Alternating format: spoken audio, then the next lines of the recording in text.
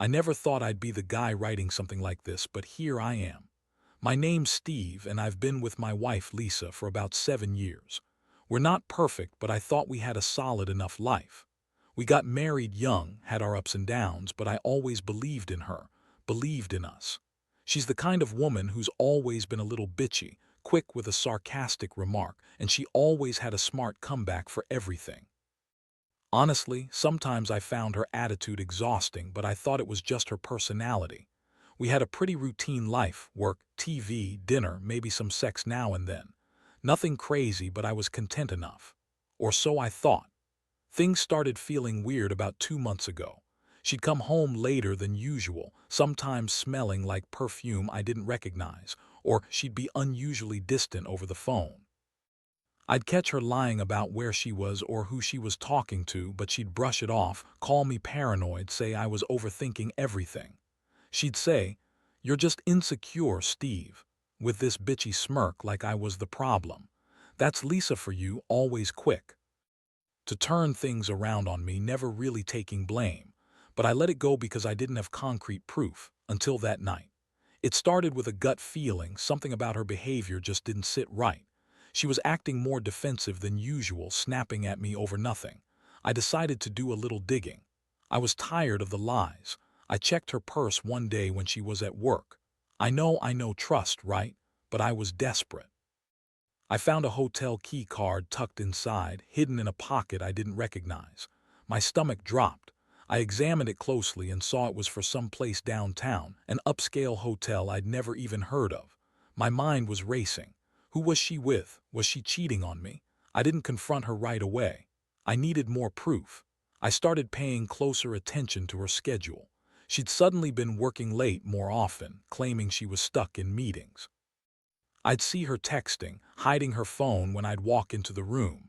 I even caught her with her phone under the table, texting someone named Jill, which seemed innocent enough until I looked at the messages: flirty, suggestive, talking about how they'd have fun tonight. The way she'd smirk when she was on her phone, the way she'd quickly hide it whenever I looked her way, something was definitely up. One night I decided to follow her. I didn't want to, but I was out of options. I waited until she said she was going to a friend's house for a girls' night. She told me she'd be back late, but I knew better. I parked a few blocks away and saw her walk into the hotel I found the key card for. There was a car waiting for her, her boss, Mark. I'd seen him around, a tall, handsome guy who seemed friendly enough, but I never imagined him being involved with my wife like that. The way they kissed in the parking lot, the way she brushed her hair back and smiled like she'd just won the lottery, my stomach twisted. That's when I knew. She was cheating on me with her boss all this time. I felt sick to my stomach. My mind was racing, trying to process how she could do this, lie to my face, pretend everything was fine while she was sneaking around. With this guy, I couldn't believe it. My wife, the woman I trusted, was two-timing me. I wanted to shake her, scream at her, but I just stood there, frozen, watching her walk into that hotel with Mark. My world felt like it was collapsing around me. I didn't sleep that night. I kept replaying everything in my head: her lies, her sneaky smiles, the hotel key. I kept asking myself how I missed all the signs, how I was so blind to what she was doing behind my back.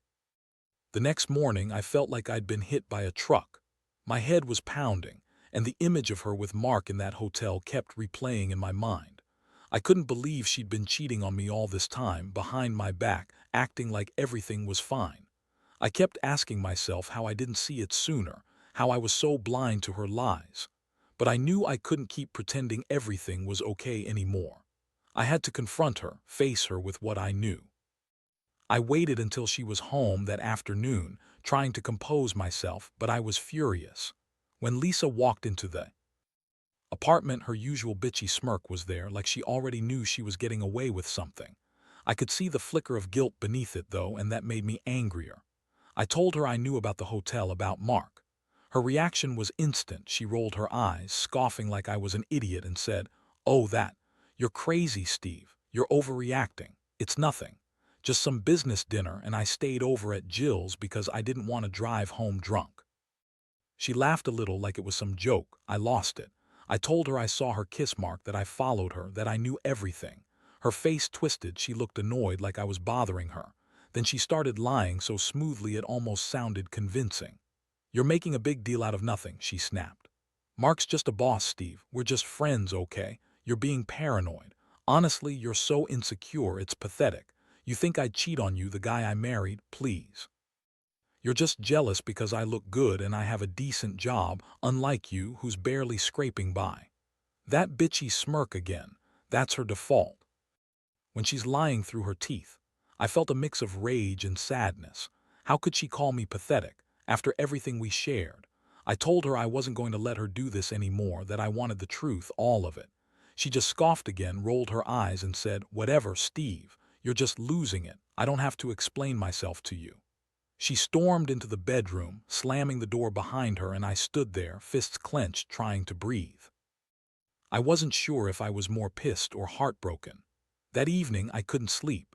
I kept staring at the hotel key card I found in her purse, feeling the weight of betrayal. I thought about all the times I looked the other way, making excuses for her because I loved her. But now, that love felt like it was shattering into a million pieces. I wondered if she ever loved me at all, or if I was just convenient. My mind kept circling back to her lies, her sneers, the way she'd always dismiss my feelings as insecure or stupid. I kept thinking about Mark, about how she'd been sneaking around, pretending to be this perfect wife, while behind my back she was with somebody else, maybe even having sex with him. That night I made a decision. I couldn't keep pretending I didn't know. I had to get to the bottom of it, even if it destroyed everything. I wasn't going to be the guy who was dumb enough to trust blindly again. I thought about confronting her again, but this time I wanted to be prepared. I started planning my next move, gathering more evidence, even considering hiring a private investigator if I had to. I knew I couldn't stay in this relationship with my wife lying and cheating, not anymore. I wasn't just hurt. I was angry, betrayed, and honestly, feeling a little lost. I've always been the guy who believes in honesty and loyalty, and now I realized how fragile that can be. How easy it is for someone you love to turn around and do something so cold, so calculated. I still don't know exactly what I'll do next, but I do know I can't stay quiet anymore. This isn't just about her cheating. It's about me reclaiming what little dignity I have left. I've got a long road ahead, but for now I'm trying to breathe and figure out how to pick up the pieces of a life I thought was solid but clearly was. After that night, everything changed. I couldn't sleep, I couldn't eat, and I kept replaying all those moments. The hotel, her lies, that damn smirk on her face when she dismissed me. I knew I had to act, but I didn't want to rush into anything without thinking it through.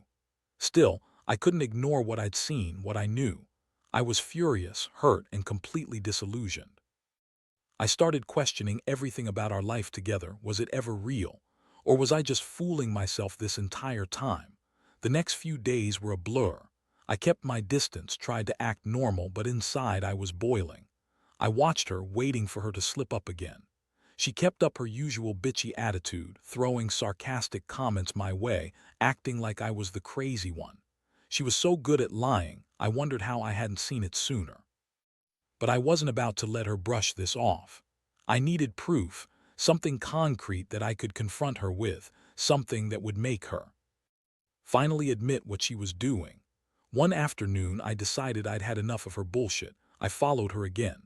This time, I didn't just watch from afar. I needed to see her with my own eyes. I waited until she said she was going to run some errands, and then I followed her to that same hotel. She got out of her car, looked around like she was trying to hide something, and then went inside. I parked a block away, watching her go in and out of that place. I saw her meet Mark again, this time in the lobby. They exchanged quick kisses and smiles, and she even slipped him her hotel key. That was enough. This wasn't some innocent business dinner or a harmless girls' night. She was actively hiding something, actively cheating on me with her boss. I felt my stomach tight. The truth was so much worse than I thought. I never imagined she'd do something like this, not with Mark, the guy who always seemed so friendly, so professional. But now I saw the real story. They'd been sneaking around behind my back, probably for a while. I was furious and devastated all at once. I wanted to storm in there, confront her right then and there, but I knew I had to be smarter. I needed a plan. The following day, I went to her workplace. I didn't want to make a scene, but I needed to see her face when she realized I knew. I had to make her understand that I wasn't going to pretend anymore. When I saw her at her desk, her bitchy attitude on full display, I calmly approached her. "We need to talk," I said, my voice steady but cold. Her eyes narrowed, that familiar smirk curling her lips. "What now, Steve? Can't you take a joke?" she snapped, trying to brush me off. I pulled out the hotel key card I found in her purse and laid it on her desk. Her face instantly lost some of its color. She looked at it, then back at me, trying to act innocent. "What's that?" she asked, feigning confusion. I didn't bother with games anymore.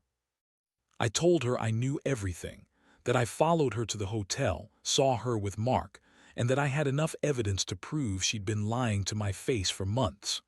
Her reaction was classic. She scoffed, rolled her eyes, and said, "You're crazy. You're imagining things, Steve. You're just jealous and paranoid." That's when I snapped. I told her I wasn't going to let this continue, that I deserved better than some cheating, lying bitch who thought she could get away with it. I told her I wanted the truth, and if she didn't give it to me now, I was done.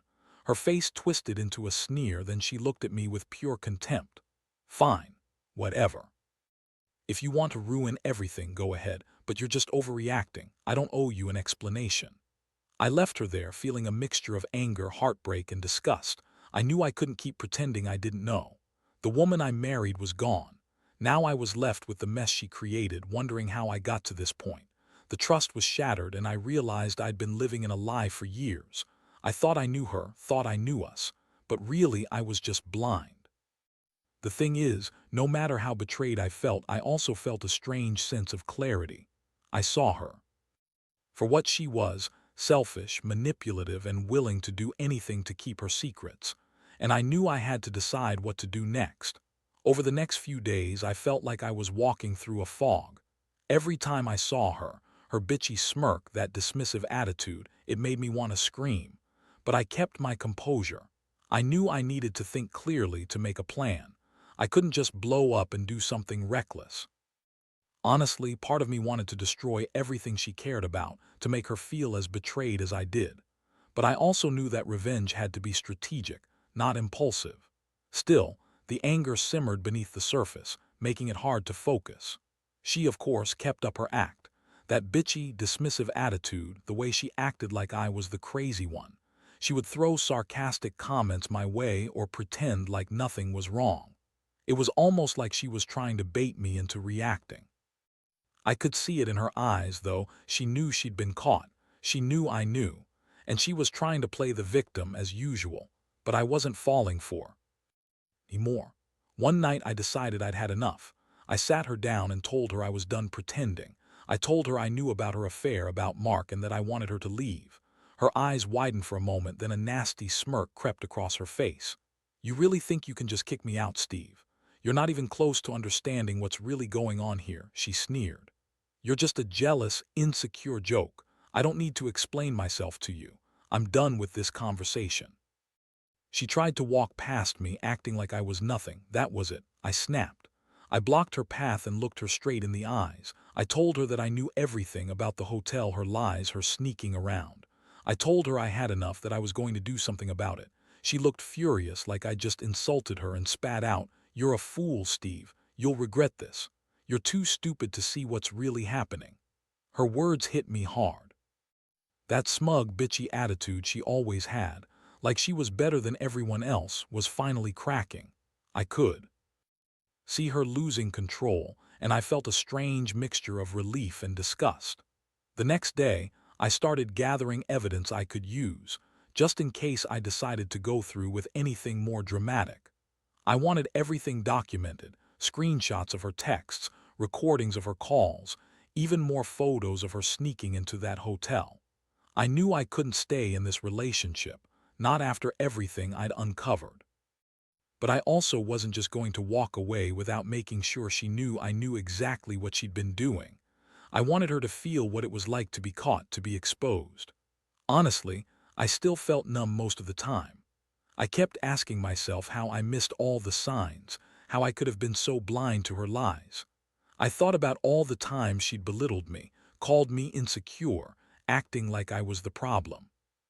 But now I saw her for what she really was, a selfish, manipulative woman who'd rather cheat and lie than face the truth. And I realized that I had to do what was best for me, even if it meant tearing apart what we had built. I don't know yet what I'll do next. Part of me wants to confront her again, tell her I'm done, and walk away. But another part, more angry, wants to make her suffer a little, to let her feel the betrayal she handed me. Whatever I decide, I know that the trust is gone. The love I once had for her is evaporating. I've lost that fairy tale illusion of a happy marriage, and now I'm just trying to figure out how to move on from this mess. All I know is, I don't want to be the fool anymore. I deserve better. The days that followed were the hardest I've ever experienced. Every time I thought about her sneaking around with Mark, my stomach twisted in knots. I'd catch myself staring at her, analyzing every small move, every smirk, wondering if I'd missed something else. The betrayal cut deep, but what hurt more was realizing how much I'd trusted her, how much I believed in us. Now, that belief was shattered into pieces, and I was left trying to pick up what remained of my self-esteem. I started thinking about my options. Part of me wanted to confront her again, to demand she come clean once and for all. But I also knew that, at this point, she probably wouldn't admit anything without a fight. Still, I couldn't keep pretending she was innocent, not after everything. I had to do something, so I began planning my next move carefully, cautiously. I knew I needed evidence that I could use if I decided to push her further. I wasn't stupid. I wanted her to feel what I was feeling, to understand the depth of her betrayal. One evening, I decided I'd try to catch her in the act. I set up a hidden recording app on my phone and kept a close watch on her. Sure enough, a few nights later, she slipped out of the house late again. This time, I followed her at a safe distance. I saw her get into her car, then head straight to that hotel. They met in the lobby, her, Mark, and a few others I hadn't noticed before. She was laughing, acting carefree, like she'd done nothing wrong. My blood boiled. I snapped a few pictures and recorded their conversation, feeling like I was finally getting somewhere. That night, I stayed awake. I knew I had enough now, enough to make her understand that I wasn't going to take this lying down anymore. When she finally came home, I confronted her with everything I had. I played the recordings, showed her the pictures, and told her I knew about her affair with Mark. Her face turned pale for a moment, then her usual smirk returned. "Oh, so you're spying on me now? Pathetic," she sneered, crossing her arms. "You're just jealous. Mark's the one who really cares about me, not some insecure loser like you." I felt my fists clench. I was furious, but I kept my voice steady. "Don't lie to me anymore, Lisa. I know what's been going on. I know about the hotel, about you sneaking around. I trusted you and you threw it in my face. How could you do this? How could you lie and cheat after everything?" She rolled her eyes and looked at me like I was a complete idiot.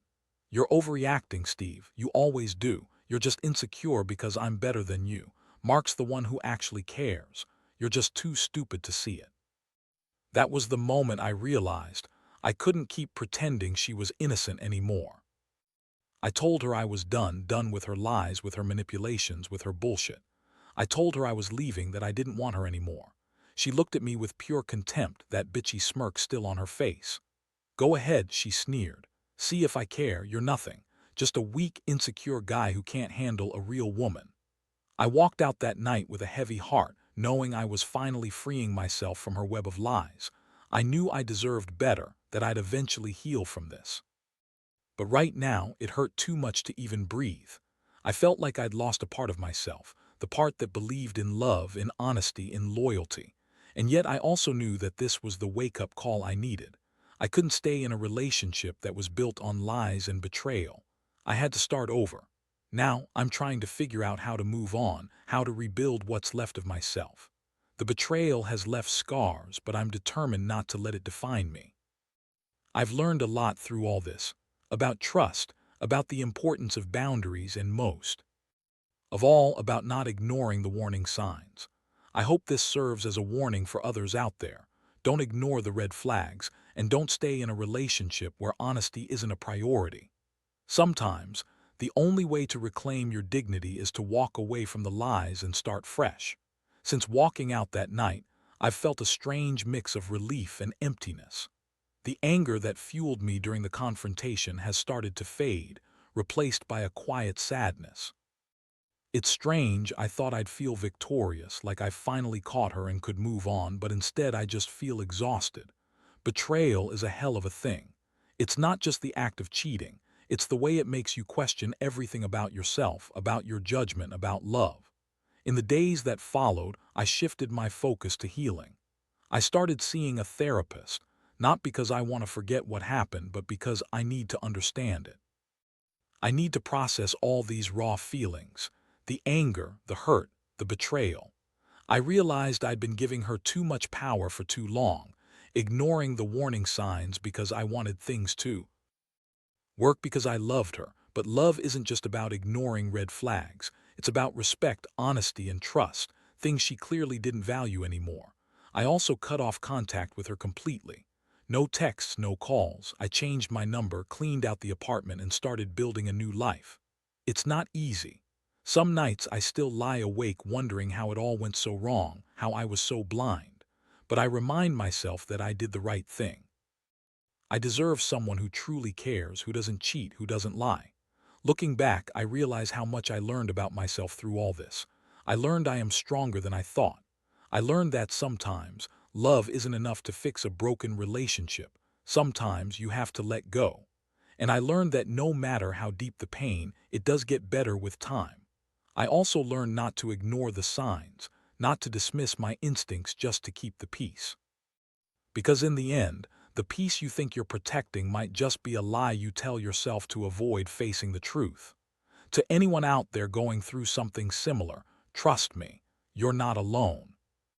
It hurts like hell, but you will get through it. Be kind to yourself, heal at your own pace, and never forget that your worth isn't defined by someone else's betrayal. You are enough even when it feels like you're falling apart. Keep moving forward one step at a time. The pain will lessen. The betrayal will fade into a lesson. And someday you'll look back and realize this was just another chapter in your story, one that made you stronger, wiser, and more aware of what you truly deserve.